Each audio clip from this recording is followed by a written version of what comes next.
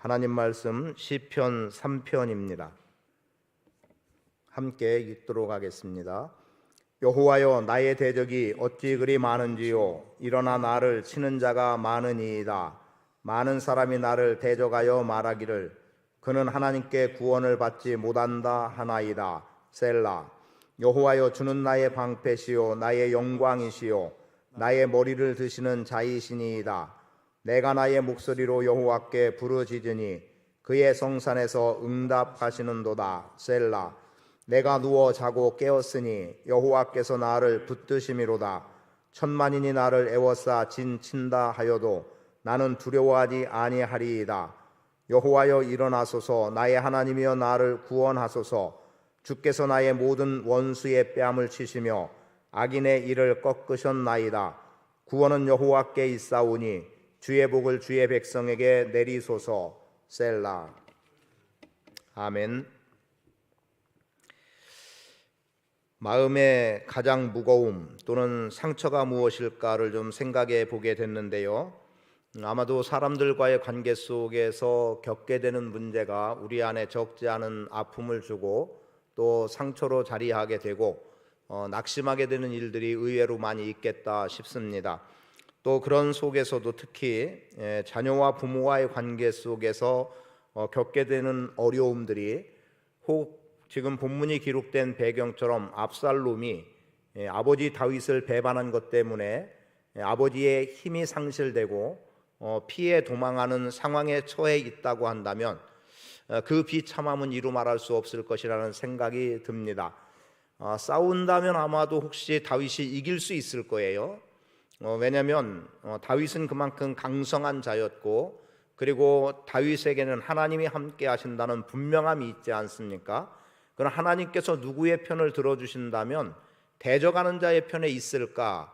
아니면 하나님 마음에 합하다고 여겨지고 또 늘 하나님을 갈망하고 사모함으로 인해서 내 심령이 내 영혼이 여호와를 갈급해합니다 라고 고백하며 나가고 있던 다윗에게서 하나님이 떠나실까?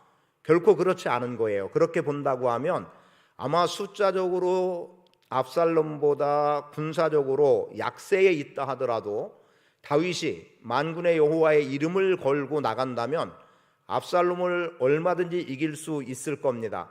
그런데 아버지의 입장에서, 아버지의 위치에서 아들과 싸운다는 것, 용납될 수 없는 일일 것 같습니다. 자녀가 부모를 배반한다라고 하는 건 있을 수 있겠지만 부모가 배반하는 아들을 쳐 죽이겠다? 이거 쉽지 않은 일이거든요. 그러니까 차라리 피하는 길을 선택하지 않았을까 싶어요.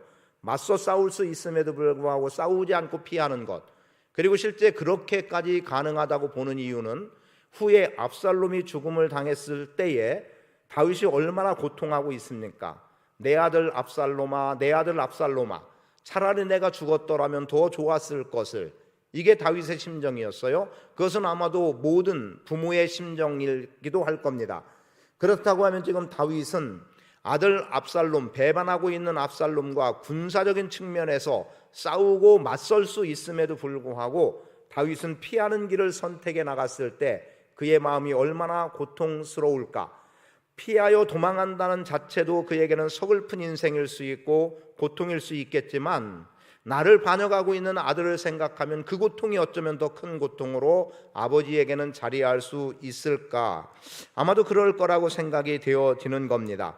그런 상황 속에 지금 다윗의 마음이 극도로 어려움이라고 표현할 수 있는 상황에 놓여 있는 것은 아들 압살롬뿐 아니라 그보다 앞서 나간다면 아마 사울왕의 어떤 다윗을 죽이려고 했던 행동들, 그리고 지금 현재 압살롬을 피하여 도망하고 있을 때의 또 다른 대적들은 다윗에 대해서 멸시하는 거죠. 그 멸시의 내용이 뭡니까? 네 하나님이 너를 구원하더냐?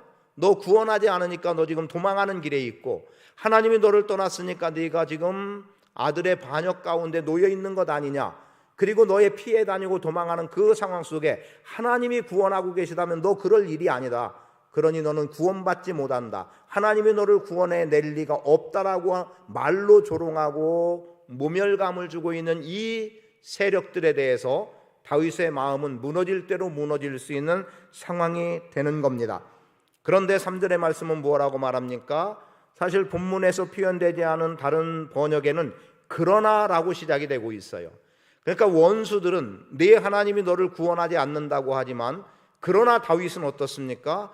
그래서 모든 것이 무너지고 모든 절망 가운데 처한 상황이 될 수 있는 그 상황, 누가 보더라도 다윗을 하나님이 돕는다라고 볼 수 없는 상황, 그리고 다윗은 분명히 패배인 인상으로 끝날 거라고 여기는 그 속에서 낙담되어질 상황임에도 불구하고 그러나 다윗은 어떻게 말합니까? 하나님이 나의 방패가 되시고 영광이 되시고 나의 머리가 되신다는 고백과 함께 하나님께 부르짖으면 하나님은 응답하시고 마침내 구원의 하나님으로 나에게 역사되고 있다는 것을 고백해 나가고 있음을 보게 되죠. 그런 모습 속에서 이제 다윗에게 대적을 한번 보겠습니다. 자, 다윗의 대적 어떤가요? 우선 많다라고 표현하고 싶어요. 다윗의 대적은 한두 명 정도가 아니다. 지금 배경은 압살롬이라고 하는 아들이 반역을 일으키는 거기 때문에 그 압살롬이 대적이겠지만 이 압살롬 외에 다윗 스스로가 말하잖아요. 여호와여 나의 대적이 어찌 그리 많은지요. 일어나 나를 치는 자가 많습니다. 그리고 많은 사람이 나를 대적하여 말하기를 그는 하나님께 구원을 받지 못한다 합니다.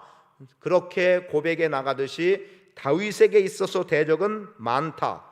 특히 그들은 말로 아들에게 쫓겨다니는 적고를 보니 하나님께 구원받지 못하는구나 라고 말하는, 그래서 조롱의 말과 멸시의 말과 자존심이 상해지고 구겨질 대로 구겨질 수밖에 없는 그 말들이 다윗으로 하여금 엄청난 고난과 역경에 처할 수밖에 없게 만드는 상황들이라는 것을 보게 되죠. 자, 대적 많습니다. 그럼 우리의 대적은 어떨까요? 여러분 개인적으로 여러분에게 누군가 여러분을 대적하는 사람 있나요? 아마 우리는 대개 나 대적하는 사람 그렇게 없으라고 말할지 모르지만 그런데 가만히 들여다보세요. 나를 대적하는 사람의 대적은 의외로 있습니다. 많다고 표현까지는 하지 않더라도 의외로 있어요.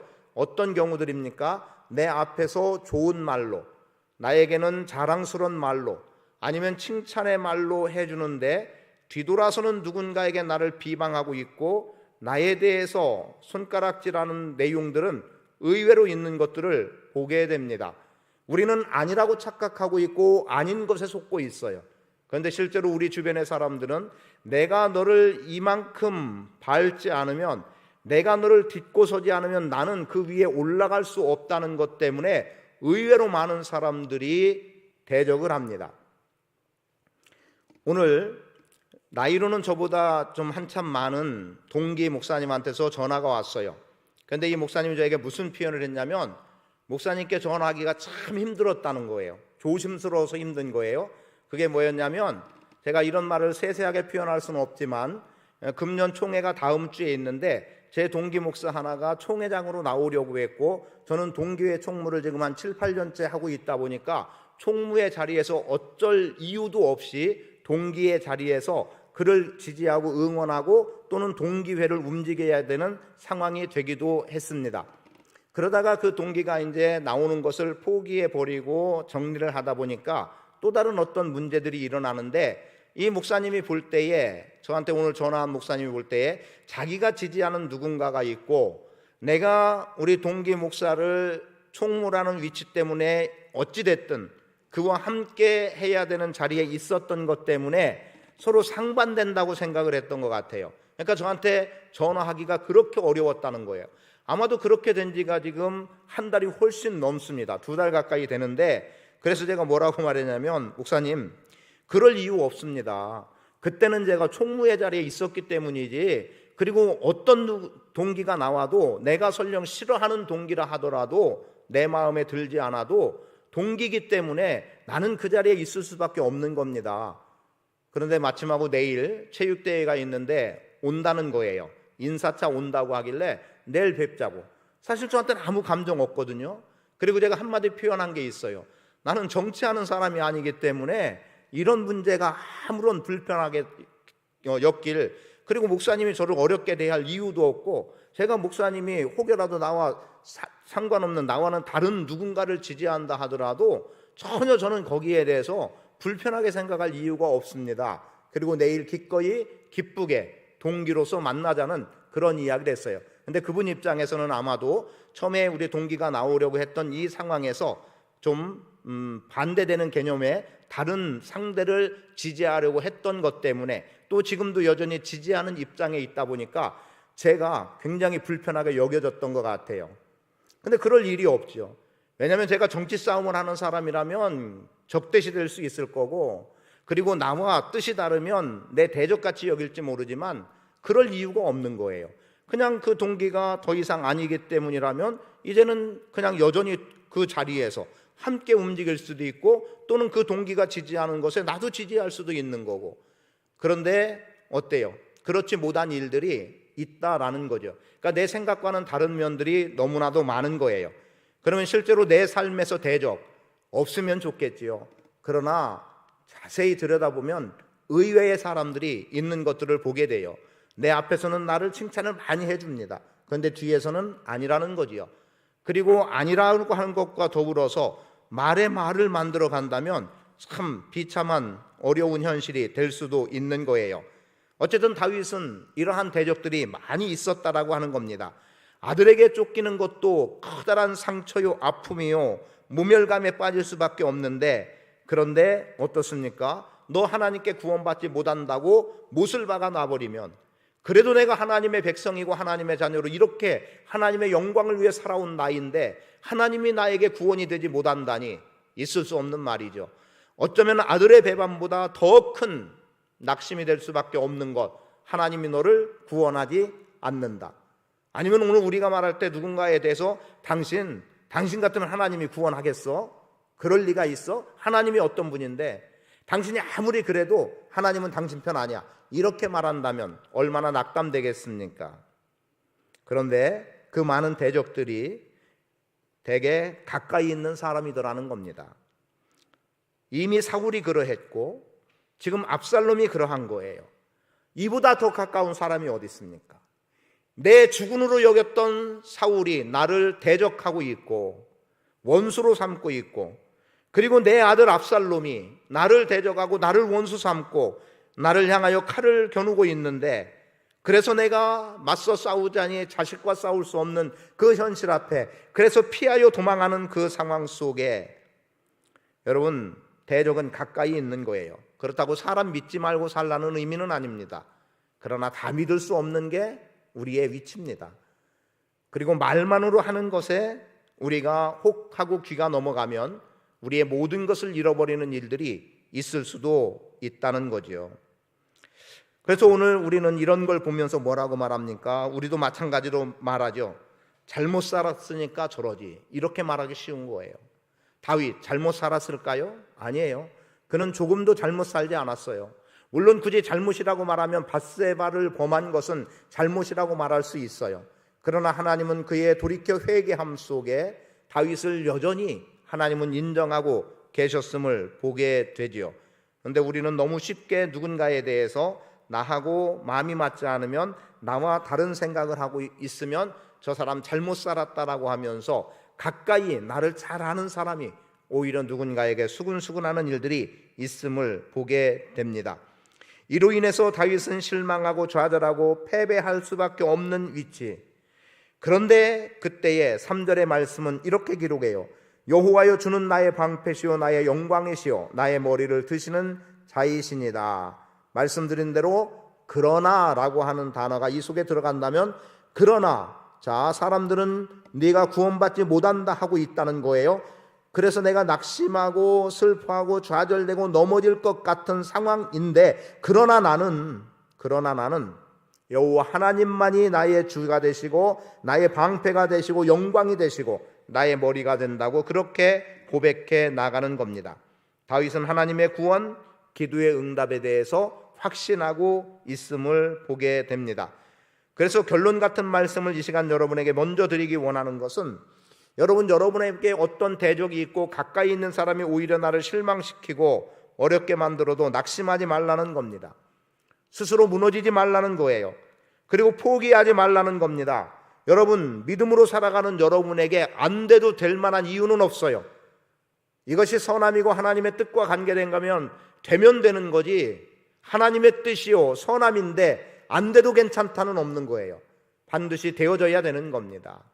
그러하기 때문에 담대함을 잃지 않게 되기를 축복합니다. 다윗에게 많은 대적, 그리고 가까이 있는 대적, 그러나 여호와여 주는 나의 방패시요 나의 영광이시요 나의 머리를 드는 분이라고 다윗은 하나님 앞에 그렇게 고백하고 있습니다.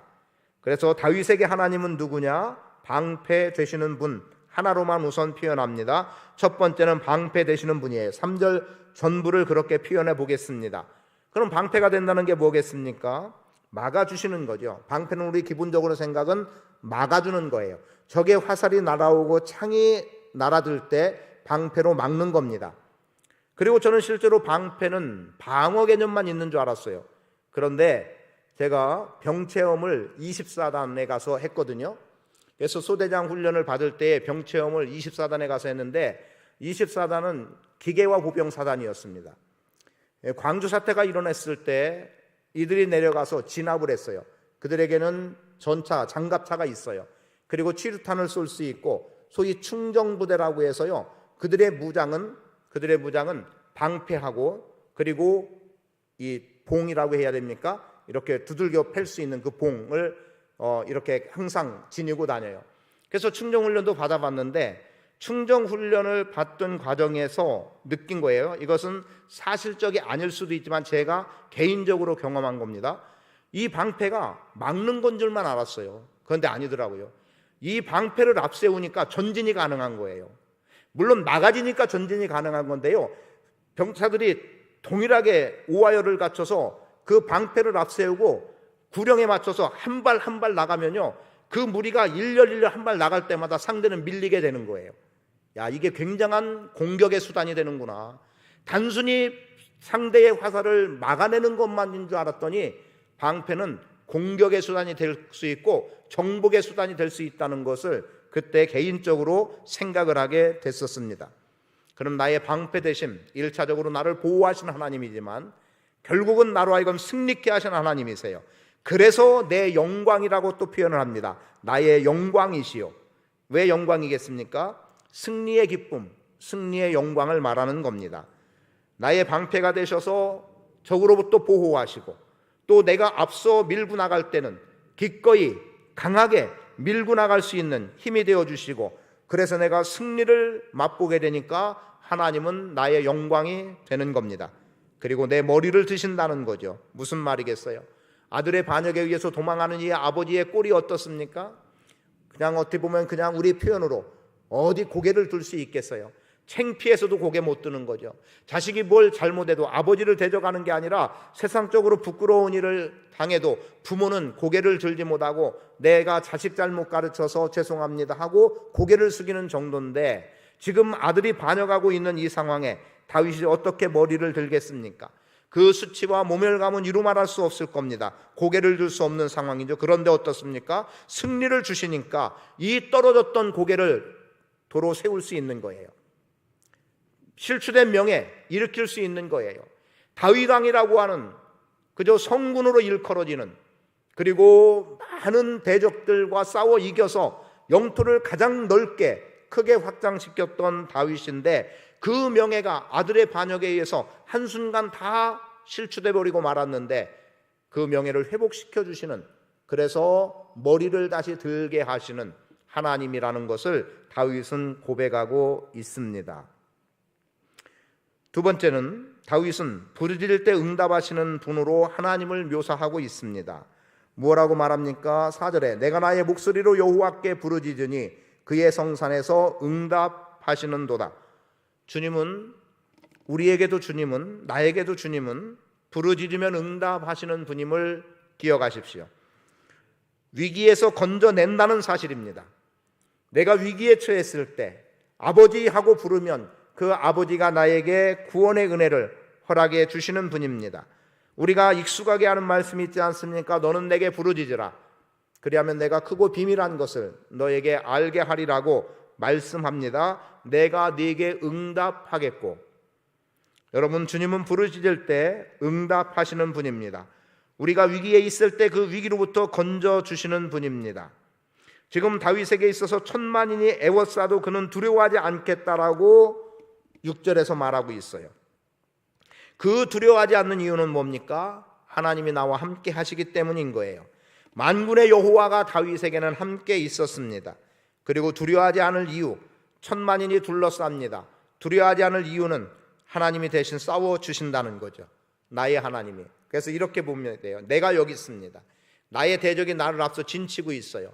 내게 보여지는 것은 단순히 나를 공격하려고 몰려드는 그 애워싼 적군들만이 내 눈에 들어오는 것이 아니라 다윗의 눈에는 내 앞에 펼쳐진 그 적들 너머에 하나님이 눈에 들어오는 거예요. 하나님이 눈에 들어오는 이상 내 앞에 펼쳐진 수많은 대적은 하나님 앞에서는 아무 소용없는 쓸모없는 존재일 뿐이고, 하나님이 바람 한번 일으키면 한순간 다 쭉정이처럼 날아가 버릴 인생입니다. 그러하기 때문에 나를 대적하는 상대가 아무리 강하다 할지라도 내가 두려워할 이유가 없는 것은 하나님이 나를 오히려 보호하시는 하나님으로, 그리고 내가 보는 바는 내 앞에 펼쳐진 대적의 강함이 아니라 그 대적을 한순간에 쓸어 엎어낼 수 있는 전능하신 하나님이, 만군의 여호와가 내 눈에 보이면 승리하는 겁니다. 여러분은 정 너머에 있는 하나님을 볼 줄 아는 눈을 갖고 살아갈 수 있기를 원합니다. 내 눈앞에 있는 어떤 것만 보고 급급해서 그 너머에 하나님이 어떻게 일하시고 운행하시는 것들을 보지 못하고 살아가는 그냥 한정된 요 울타리 안에, 그리고 요 조그만 영역 안에서만 머무는 삶이 아니라 지금 내가 이 처해진 이 영역을 깨뜨리고 나갈 수 있는 그 너머의 하나님을 볼 수 있는 삶을 살아갈 수 있기를 축복합니다. 이게 바로 부르짖을 때 응답하시는 하나님을 통해서 우리가 경험해 나갈 수 있는 길이에요. 그래서 천만인이 애워싸도 두려워하지 않을 것, 두려움 없이 살아가는 겁니다. 여러분, 하나님의 은혜, 하나님의 도우심은 오늘 우리로 하여금 승리하게 하시는 분입니다. 내 대적을 막아주시는 분이에요. 넉넉히 내가 이기는 자의 자리에 있을 수 있도록 하나님은 그렇게 역사하시는 분입니다.